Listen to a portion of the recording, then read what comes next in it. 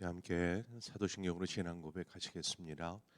나는 전능하신 아버지 하나님, 전지의 창조주를 믿습니다. 나는 그의 유일하신 아들 우리 주 예수 그리스도를 믿습니다. 그는 성령으로 잉태되어 동정녀 마리아에게서 나시고 본디오 빌라도에게 고난을 받아 십자가에 못 박혀 죽으시고 장사된 지 사흘 만에 죽은 자 가운데서 다시 살아나셨으며 하늘에 오르시어 전능하신 아버지 하나님 우편에 앉아 계시다가 거기로부터 살아있는 자와 죽은 자를 심판하러 오십니다. 나는 성령을 믿으며 거룩한 공교회와 성도의 교제와 죄를 용서받는 것과 몸의 부활과 영생을 믿습니다. 아멘. 우리 함께 찬송가 300장 내 마음이 낙심되며 근심에 눌릴 때 우리 찬송가 300장 함께 찬송하도록 하겠습니다. 300장입니다.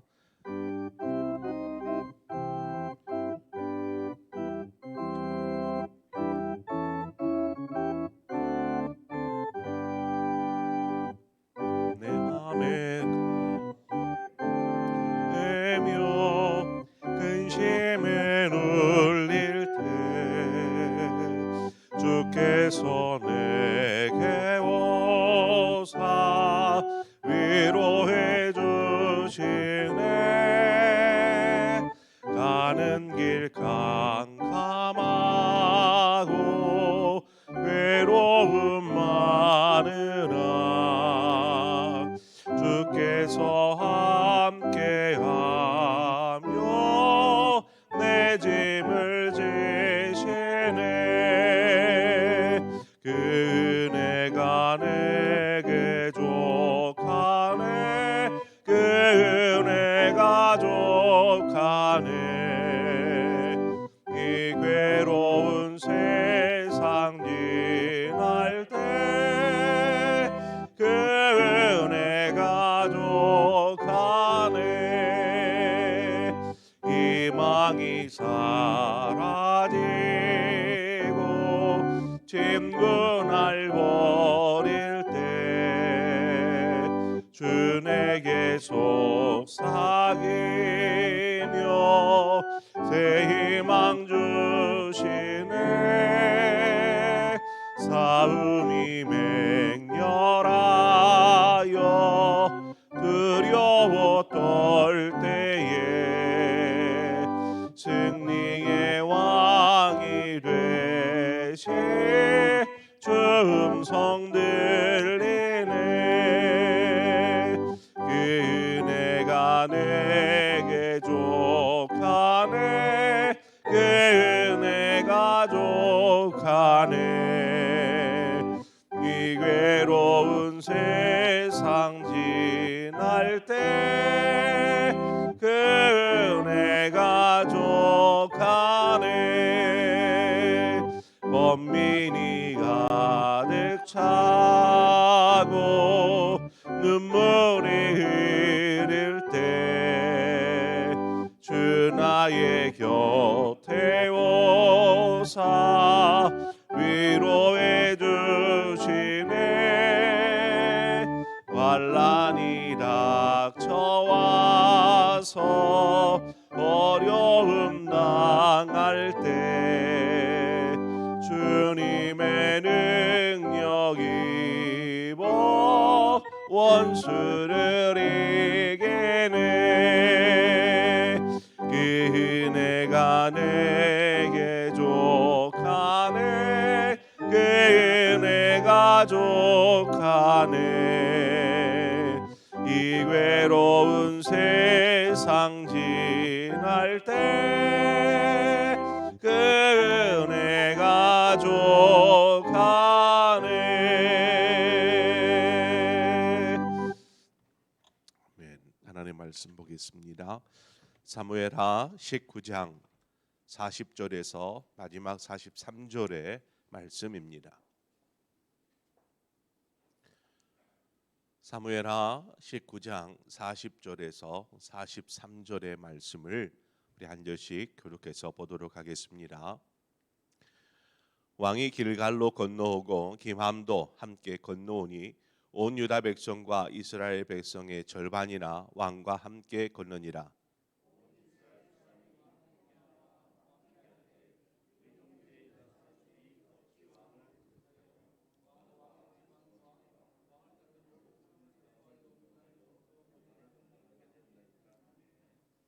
모든 유다 사람이 이스라엘 사람에게 대답하되 왕은 우리의 종친인 까닭이라 너희가 어찌 이 일에 대하여 분내느냐 우리가 왕의 것을 조금이라도 얻어 먹었느냐 왕께서 우리에게 선물로 주신 것이 있느냐.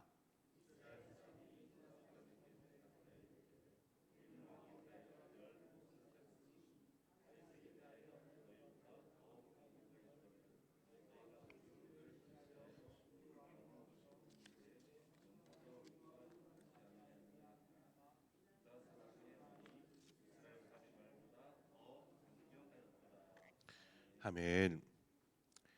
우리가 이제 요 앞에까지는 다윗이 예루살렘으로 돌아가는 과정 속에서 만난 몇몇의 사람들의 이야기를 다루었습니다.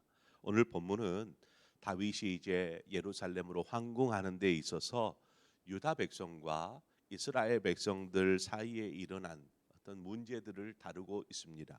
오늘 본문을 이렇게 보면 앞에 나와 있는 구절들이 있습니다. 주제어죠. 왕이 다윗 왕이 함께 걸을 때에 41절에 온 이스라엘 사람이, 또 42절에 모든 유다 사람이, 43절에 이스라엘 사람이 유다 사람에게, 이렇게 보면 유다 백성과 이스라엘 백성들 사이에 어떤 뭔가 계속 갈등이, 그래서 자기 생각들을 주장하고 이런 것들을 지금 오늘 본문의 구조로 되어 있습니다. 우리가 여기서 한 가지 용어 정리를 좀 하고 넘어가면 좋을 것 같습니다. 성경을 읽다 보면 오늘 본문에서도 그렇지만 유다 백성은 누구고 이스라엘 백성은 누구인가? 다 같은 이스라엘 백성 아닌가? 다 같은 유다 백성 아닌가? 이런 생각들을 하게 됩니다. 뭐 이러한 용어뿐만 아니라 히브리인, 유다인, 유대인 뭐 이러한 용어들이 성경에 나오죠. 또 사마리아인 이런 용어들입니다. 이 용어 정리를 좀 하고 넘어가면 좋을 것 같아요. 보통 이스라엘 백성이라는 단어를 가장 많이 사용합니다. 성경에서는 가장 많이 사용되는 단어가 이스라엘 백성이라는 단어인데, 이스라엘 백성이라는 단어는, 이스라엘 백성은 아브라함의 후손들을 칭하여 이스라엘 백성이라고 합니다. 이스라엘이라는 말의 뜻은 이스라와 엘이 붙은 거예요. 엘은 항상 하나님이에요. 하나님. 이스라는 물을 건너왔다, 뭐 이러한 의미가 있는데, 그 아브라함의 후손으로 저 먼 곳에서 건너온 이스라엘 백성. 제가 착각을 했네요. 히브리인을 먼저 얘기를 했어야 되는데, 이스라엘 아브라함의 후손이 애굽으로 건너갑니다. 애굽으로 건너갔을 때 애굽 사람들이 아브라함의 후손, 즉 요셉, 야곱의 자식들이죠. 12자식들과 또 그의 후손들, 이 사람들을 부를 때에 히브리인이라고 부릅니다. 히브리인. 이 히브리인이라는 말은 저 강을 건너서 왔다. 저기 이 사람들은 아직 나라도 없는 상태잖아요. 그냥 하나의 떠돌이 민족, 떠돌이 가문 정도의 숫자밖에 되지 않습니다. 그래서 애굽 사람들이 그 야곱의 12아들과 그 후손들을 볼 때에 히브리인, 저 물 건너온 사람들이라고 부르기 시작했습니다. 그런데 이제 이 히브리인들이 점점점 강성하여지고 어떤 민족을 이룰 만큼, 그러니까 출애굽할 때에는 큰 민족을 이루었다 이렇게 얘기하지 않습니까? 이때부터는 이제 호칭이 바뀌어집니다. 이스라엘이라고 바뀌어지죠. 이스라엘. 여기서 이스라엘이라는 것은, 이스라는 싸운다라는 의미입니다. 싸운다. 그래서 엘은 하나님이고 싸우시는 하나님. 그래서 이스라엘 백성이 가나안 땅으로 들어가서 그 땅을 정복하지 않습니까? 그리고 그 땅을 정복하고 차지하고 살아갑니다. 그런데 이 정복해서 가나안 땅에 정착해서 살아가는 과정 속에 어떤 일들이 벌어지냐면, 오늘 본문과 같은 유다 백성과 이스라엘 백성들 뭐 이런 차이 상황이 벌어집니다. 이것은 지파에 구분되어진 표현입니다. 그래서 이 유다 지파라, 유다 백성이라고 말하는 것은 유다 지파를 중심으로 한 사람들, 또 이스라엘 백성, 그럼 남은 지파들 전체, 이렇게 보시면 됩니다.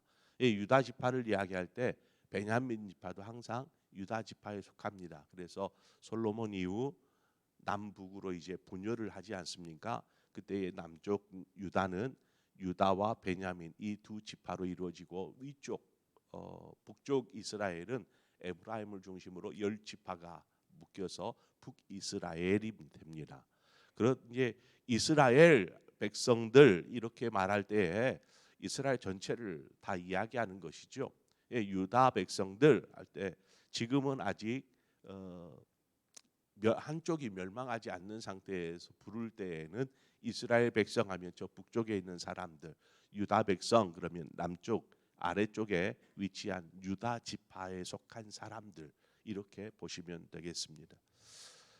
후에 저 북쪽 이스라엘은 바벨론에 의해서 먼저 멸망하지 않습니까? 그때서부터는 이제 유다 이스라엘이라는 표현보다는 유다 백성이라는 표현을 더 많이 사용합니다. 그래서 남은 족속은 유다 백성이었고 저 북쪽 이스라엘은 멸망하고 나중에 아수르랑 막 뒤섞여서 신약 시대에는 북이스라엘 사람들을 사마리아인이라고 얘기하죠. 남쪽 남유다 사람들은 계속 유지를 하고 있다가 결국 바벨론에 의해서 멸망을 당하지만 그 유대 족속 이스라엘 그 아브라함으로부터 이어지는 그 핏줄을 계속 이어서 이 유대의 민족 유대인 신약에는 이제 유대인 혹은 유다인 이렇게 이야기하죠.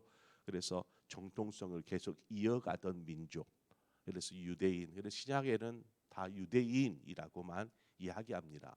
사마리아인 저 북쪽의 사람들은 이스라엘 너희들은 이스라엘 백성이 아니야 이렇게 취급할 정도로 유대인, 유다인으로 나눕니다. 자, 그러면 오늘 본문으로 가죠.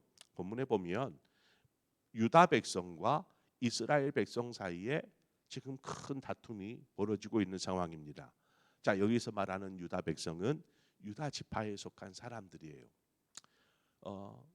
이스라엘 사람들은 나머지 전체를 이스라엘 백성들이라고 이야기하고 있습니다. 자, 어떤 일이 벌어진 걸까요? 다윗이 황궁을 합니다. 예루살렘으로 들어오는데 이스라엘 백성들이 우리가 앞서도 살폈지만 먼저 야 이제 압살롬이 죽었고 우리나라에 왕이 없지 않냐. 그러면 다윗이 살아있으니까 다윗을 다시 왕으로 세워야 되지 않겠느냐 하는 논의가 먼저 벌어집니다. 그때에 앞서 그 유다 지파 사람들은 다윗을 왕으로 세우는 일에 그렇게 막 적극적이지 않았어요. 미온적이었어요. 그래서 다윗이 유다 지파의 사람을 보냅니다. 두 제사장 사독과 두 사람을 이렇게 보내는데 이 두 사람이 유다 지파에 가가지고 야 너희들의 지파에 속한 왕이 지금 여전히 있지 않느냐 왕을 빨리 세워야 되지 않겠느냐 하면서 이제 유다 지파 사람들을 설득합니다. 그러면서 또 다윗이 내놓은 것이 무엇이냐면 아마사라는 압살롬의 반역을 이끌었던 수장을 너를 요압을 대신해서 군대 장관 삼아줄게 하는 이러한 뭐 거래적인 약속도 합니다. 여하튼 그렇게 유다 지파를 설득하는데 오늘 본문에 보니까 정작 다윗이 예루살렘으로 귀향하는 중에는 이스라엘 사람들보다는 유다 지파 사람들이 나서서 지금 이렇게 환궁하는 것을 돕고 있더라는 것이죠. 자, 그러니까 이스라엘 백성들이 다윗을 환궁하는데 유다 백성 전체가 함께 참여하고 있고 이스라엘 사람들은 한 절반 정도만 이렇게 참여를 하고 있는 거예요. 후에 이제 황궁 그 예루살렘 가까이에 이르렀을 때 이스라엘 백성들이 이제 이야기하기 시작합니다. 그게 41절입니다. 온 이스라엘 사람이 왕께 나와 왕께 아뢰되 우리 형제 유다 사람들이 어찌 왕을 도둑하여 왕과 왕의 집안과 왕을 따르는 모든 사람을 인도하여 요단을 건너게 하였나이까 하매 이 말은 다윗이 이제 다시 왕위에 복귀하지 않겠습니까? 이 복귀하는데 이스라엘 전체가 함께 논의해야 할 중대사이지 않겠어요? 이제 이스라엘 전체의 왕이 되는 것이니까. 그런데 유다 사람들이 자기들이 주도하고 그냥 다윗을 황궁시키고 있는 것이죠. 자신들이 주도해서. 그래 불만을 지금 이야기하는 것입니다. 왜 다윗의 왕궁을 주도하는, 왜 유다 사람들이 왕궁을 주도하느냐? 이스라엘 전체가 같이 다윗 왕을 다시 왕궁으로 그 왕궁으로 모셔야 되지 않느냐? 이것들을 따져 묻는 거예요. 왜 이러한 싸움이 벌어졌냐면 다윗이 이제 드디어 다시 왕이 되면 이 전체 이스라엘 전체의 주도권을 누가 잡을 것이냐라는 문제, 즉 주도권의 싸움입니다. 유다 지파에 속한 유다 사람들이 주도권을 잡을 것이냐, 아니면 나머지 이스라엘 전체 사람들이 이 이스라엘의 주도권을 잡고 끌고 갈 것이냐, 이 두 문제 때문에 지금 주도권 싸움을 하고 있는 것입니다. 그래서 이스라엘 사람들이 따져 묻는 거예요. 왜 유다 지파 당신들이 황궁을 주도하고 있느냐, 이건 아니다라는 것이죠. 그러자 유다 사람들이 또 얘기합니다. 이스라엘 사람들에게 베냐민 지파에서 초대 왕 사울이 나왔습니다. 그리고 이후 다윗은 유다 지파죠. 압살롬도 유다 지파입니다. 그 이후에 솔로몬도 유다 지파입니다. 이후로 하나님께서 다윗에게 약속하셨던 것처럼 그의 유다 자손의 핏줄이 계속해서 왕을 이어가게 되어 있습니다. 이러한 상황에서 유다 지파가 뭐라고 얘기하냐면 그가 우리의 종친이다. 우리 지파 사람 아니냐. 다윗 왕이 우리 지파인데 우리가 앞장서서 이끌어야 되는 거 마땅하지 않냐? 이렇게 이제 얘기를 하는 것입니다. 이 말을 들은 나머지 지파 이스라엘 백성들이 뭐라고 생각할까요? 유다 지파는 그렇게 항상 주도권을 이끌어 왔었습니다. 이스라엘의 주도권을. 그런데 열 지파에서 이스라엘 백성들은 이에 불만이 있었던 것이죠. 그러자 이스라엘 백성들이 얘기합니다. 왕은 당신들 유다 지파 당신들의 왕이 아니다. 이스라엘 전체의 왕이지 않느냐. 그런데 지금 당신들만이 왕 자신의 지파, 당신들의 지파의 출신이다라는 이유로 당신들 마음대로 지금 이 모든 일들을 하려고 하지 않느냐, 이렇게 따져 묻게 되죠.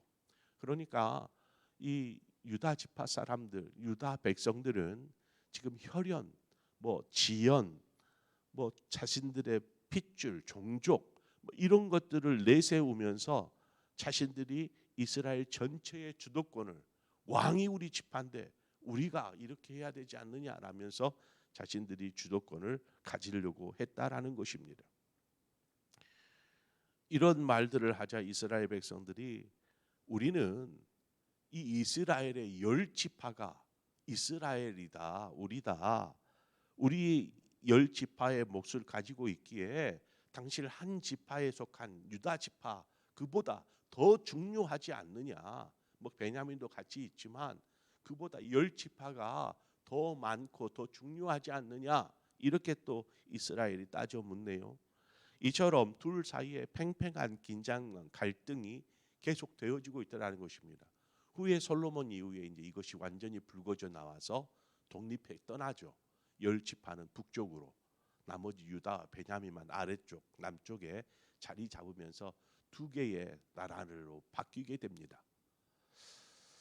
이러한 안타까운 현실이 하나님의 백성들이라는 이스라엘 백성 안에 일어나고 있었습니다. 그러니까 이미 이러한 전조 정상들이 사울이 왕이 되고 다윗이 왕이 된 때부터 일어나고 있었다라는 것입니다. 분열의 조짐이. 우리가 이 내용들을 살펴보면 분명히 서로 주도권 싸움이죠.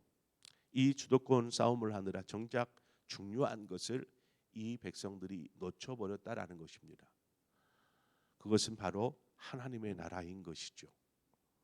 왕이 우리의 핏줄이니까 우리가 주도권을 차지해야 돼. 아니야. 우리가 더 많은 지파 수고, 우리 인구도 더 많고 우리가 주도권을 전체적으로 차지해야 돼. 이런 싸움 속에서 하나님의 나라를 잃어버렸다라는 것입니다.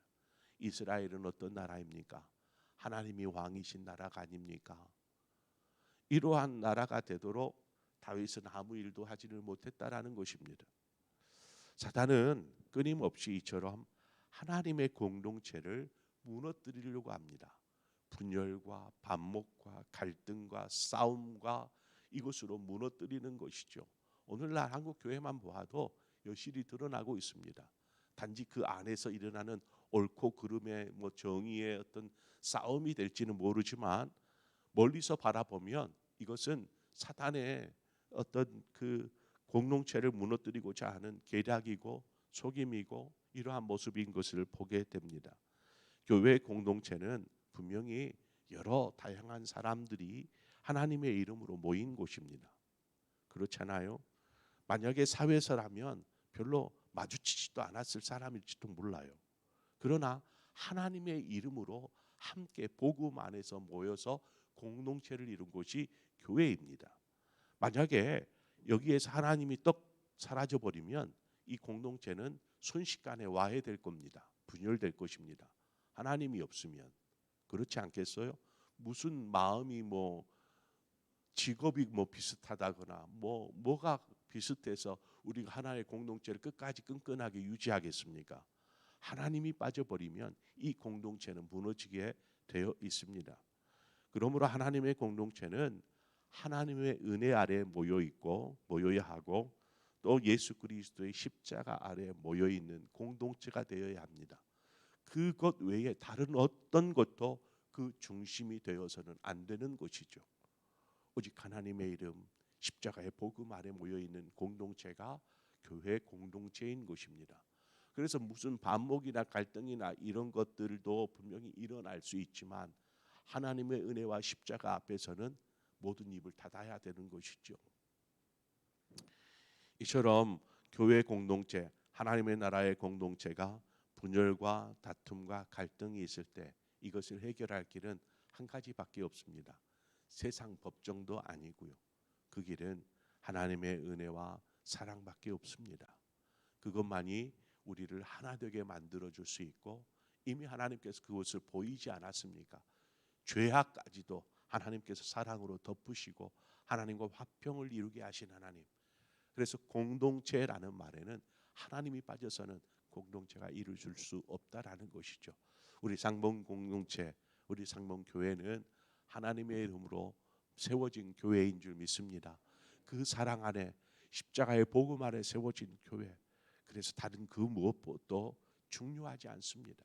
중요하지 않다라는 것은 무시해야 된다는 소리는 아닙니다. 하나님의 은혜와 사랑 앞에서는 그 모든 것이 내려놓아져야 된다라는 사실이죠. 이것이 참 훈련되어지지 않아서 많은 교회가 갈등하고 분열합니다. 이것들이 우리 안에 분명하게 자리 잡고 있을 때 그 교회는 든든히 세워져 가는 교회가 될 줄 믿습니다.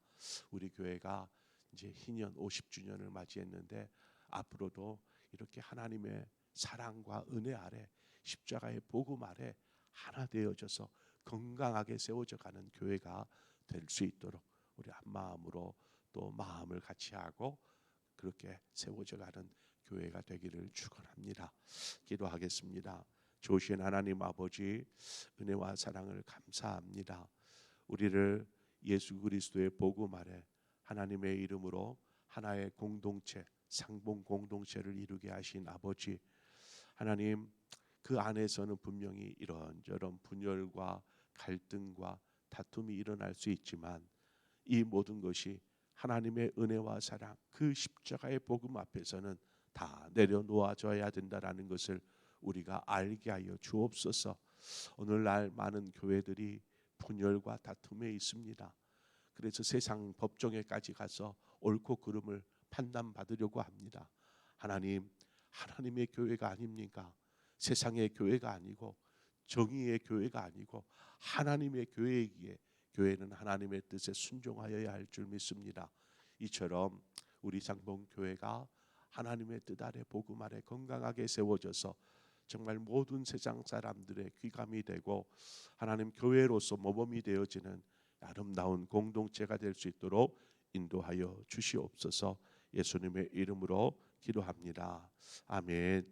오늘 이 시간 말씀을 생각하면서 하나님 우리 교회도 하나님 분명히 갈등이 다툼이 없을 수는 없을 것입니다. 이 모든 일들이 있을 때에 하나님의 은혜와 사랑이 이 모든 것들을 봉합시키고 다시 하나 된 공동체로 건강하게 세워갈 줄 믿습니다. 먼저는 그러기 위해서는 모든 성도가 하나님의 은혜와 사랑 앞에서는 모든 것들을 내려놓을 각오가 되어 있어야 합니다. 내 말이 옳아, 정의가 필요해. 이러한 생각이 있으면 결코 하나 될 수 없습니다. 그러므로 우리 교회가 하나님의 그 은혜와 사랑 앞에서만이 오직 세워지는 교회 되게 하여 주옵소서. 복음 아래 이곳에 그 몇몇의 성도들이 모여서 교회를 세우고자 시작을 했는데 그 시작이 벌써 50년이 되었습니다.